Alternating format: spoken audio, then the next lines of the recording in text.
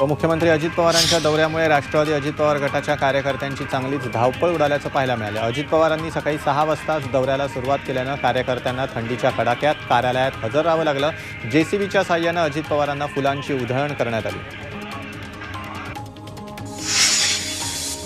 शिवसेना ठाकरे गटाच्या उपनेत्या सुषमा अंधारेंनी मातृतीर्थ ते शिवतीर्थ मुंबई अशी मुक्त संवाद यात्रा काढली होती। ही यात्रा वाशिम जिल्ह्यात दाखल झाली। रिसोडमधील मोप इथे शिवाजी विद्यालयाच्या विद्यार्थ्यांशी अंधारेंनी संवाद साधून त्यांना मार्गदर्शन केलं। आज त्यांची यात्रा रिसोडमध्ये येणार आहे।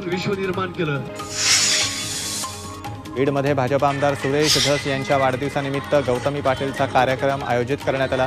यावेळी गौतमीच्या गाण्यावर चक्क चाहत्यांनी गाडीवर, घराच्या छतावर तर साऊंडवर चढत डान्स केला। या कार्यक्रमाला महिला भगिनींची उपस्थिती होती।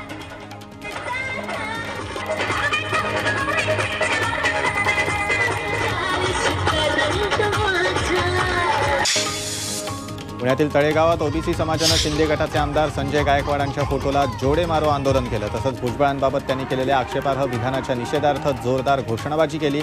यावेळी काढलेल्या मोर्चात मोठ्या संख्येनं ओबीसी सहभागी झाले। वर्ध्याच्या देहुगावमध्ये रेल्वेचा थांबा मिळण्यासाठी गावकऱ्यांचं 6 दिवसांपासून साखळी उपोषण सुरू आहे। त्याला राष्ट्रवादी काँग्रेसनं जाहीर समर्थन दिलंय। या रेल्वे थांब्यामुळे आसपासच्या 25 गावातील नागरिक तसंच विद्यार्थ्यांना फायदा होणार आहे। मागणी पूर्ण न झाल्यास जनआंदोलनाचा इशारा देण्यात आला। पुणे विद्यापीठातील ललित कला केंद्रात वादग्रस्त नाटक सादर करणाऱ्या 6 कलावंतांना अटक झाली। त्याच्या निषेधार्थ पुरोगामी आणि डाव्या संघटनांच्या कार्यकर्त्यांनी कुलगुरूंना घेराव घातला। त्याबाबतचं निवेदन देताना कार्यकर्त्यांनी कुलगुरूंना धारेवर धरलं। एबीव्हीपीनं या नाटकाला आक्षेप घेत गोंधळ घातला होता, तर कलाकारांच्या बाजूनं पुरोगामी संघटनांनी आंदोलन केलं।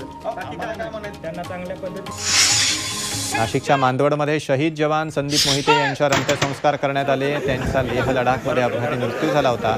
त्यांना शासकीय इतमामात मानवंदना दिली गेली। यावेळी अमर रहेच्या घोषणांनी परिसर दुमदुमून गेला। अकोला पोलीस दलातील सहाय्यक पोलीस निरीक्षक मनोज लांडगे यांना निलंबित करण्यात आलंय। मनोज जरांगेंचा जालना ते मुंबई दौरा आणि रामप्राण प्रतिष्ठा यामुळे 20 ते 28 जानेवारी दरम्यान पोलिसांच्या सुट्ट्या रद्द झाल्या होत्या। तरीही लांडगे बंदोबस्ताला न आल्यानं त्यांच्यावर कारवाई करण्यात आली।